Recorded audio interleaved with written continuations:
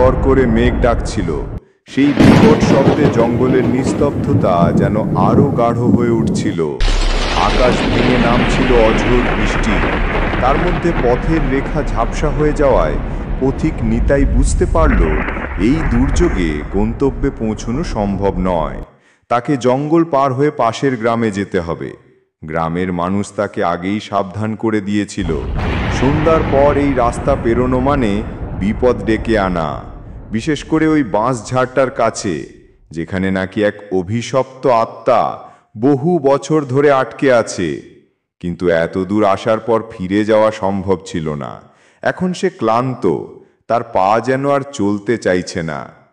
অনেক খোঁজাখুঁজির পর দূর থেকে নিতাই একটা ভাঙা কুঁড়ে ঘরের আবছা অবয়ব দেখতে পেল, বাঁশঝাড়ের ঠিক পাশে। ঘরটার বেড়া প্রায় নেই বললেই চলে, আর ছাউনিও ফুটো হয়ে গেছে। তবুও এই ঝড় বৃষ্টি থেকে বাঁচার জন্য এটাই একমাত্র আশ্রয়। নিতাই পা বাড়ালো সেদিকে। পিছন থেকে যেন কেউ তাকে টেনে ধরছে, এমন একটা অনুভূতি হলো। সে সতর্কতার কথা পাত্তা দিল না, ভাবল এ তার মনের ভয়। ঘরের ভেতর ঢুকে নিতাই অবাক হলো। বাইরে যেমন ঝড় তেমন ভেতরেও ঝড়। ছাউনির ফুটো দিয়ে জলের ধারা নামছে মেঝেতে। টুপটুপ করে জল পড়ার শব্দে বাইরের ঝড়ের গর্জনও মাঝে মাঝে চাপা পড়ে যাচ্ছে। এক কোণে একটা মাকড়সার জাল আর ভাঙা মাটির পাত্র ছাড়া আর কিচ্ছু নেই। কিন্তু ঘরের স্যাঁতস্যাঁতে গন্ধে একটা মিষ্টি চন্দন ফুলের মতো গন্ধ মিশে আছে। নিতাই আশেপাশে তাকিয়ে দেখল, কিন্তু কোনো সূত্র খুঁজে পেল না। গন্ধটা যেন তার মস্তিষ্কের গভীরে ঢুকে যাচ্ছে, তাকে ক্রমশ আচ্ছন্ন করে দিচ্ছে। শরীরের ক্লান্তি আর গন্ধের নেশায় নিতাই প্রায় ঘুমিয়ে পড়েছিল। হঠাৎ ঘুম ভাঙল তার। কিসের যেন একটা শব্দ।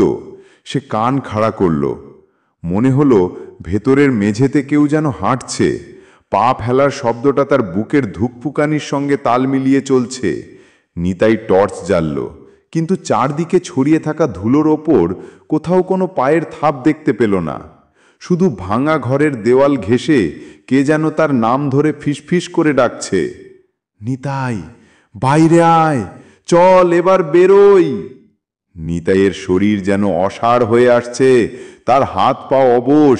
সে যেন নিজের ইচ্ছা মতো নড়তে পারছে না। তার ইচ্ছেগুলো আর তার নিজের নেই, কেউ যেন তার ভেতর থেকে তাকে চালনা করছে। টর্চের আলোয় সে দেয়ালের দিকে তাকালো। সেখানে কিছু অস্পষ্ট চিহ্ন দেখতে পেল। গ্রামের লোকেরা ভূতের হাত থেকে বাঁচতে যে ধরনের ছবি আঁকত, সেই ধরনের ছবি, কিন্তু তার আঁকার ধরনটা যেন তার অচেনা লাগছে। ছবিগুলো যেন জীবন্ত হয়ে উঠছে। আঁকা বাঁকা রেখার মধ্যে অদ্ভুত এক ছায়ামূর্তি দেখতে পেল সে। বাইরে বাঁশঝাড়ে ঝোড়ো হাওয়ার শব্দ আরো বেড়েছে। বাঁশগুলো যেন একে অপরের সাথে ফিসফিস করে কথা বলছে। সেই ফিসফিসানি যেন নিতাইকে টেনে নিয়ে যাচ্ছে বাইরে। তার মনে হচ্ছে একটা হাত তাকে টেনে নিচ্ছে। তার কানে অস্পষ্ট স্বর বলছে, বেরিয়ে আয়, চল এবার, আমি তোর অপেক্ষায় আছি। নিতাইয়ের চোখ ধীরে ধীরে বুজে এলো। শেষবারের মতো সে নিজেকে জিজ্ঞাসা করল, সে কি সত্যি সত্যি বেঁচে ফিরেছে, নাকি সেই কুঁড়ে ঘরের ভেতরে তার অস্তিত্ব মিশে গেছে অদৃশ্য আত্মার সঙ্গে। ঝড়ের শব্দে সব কিছু চাপা পড়ে গেল।